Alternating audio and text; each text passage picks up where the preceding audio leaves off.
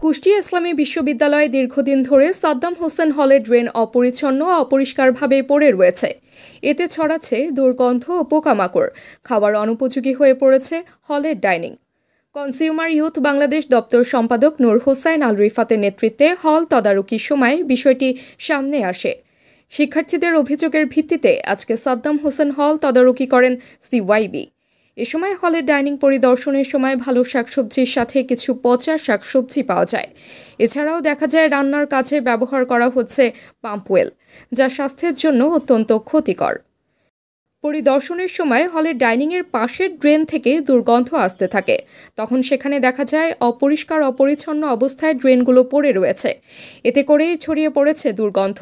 এ বিষয়ে dining manager বলেন, আমি আমার সাধ্যমতো চেষ্টা করেছি, কিন্তু কাজে আসেনি। এখন যদি হল প্রশাসন উদ্যোগ নেয় তাহলে কাজটি সহজ হবে। এদিকে দ্রুতই হল প্রশাসনের সাথে কথা বলে পরিষ্কার করার জন্য পদক্ষেপ নেওয়া হবে বলে জানান সিওয়াইবির দপ্তর সম্পাদক আল রিফাত।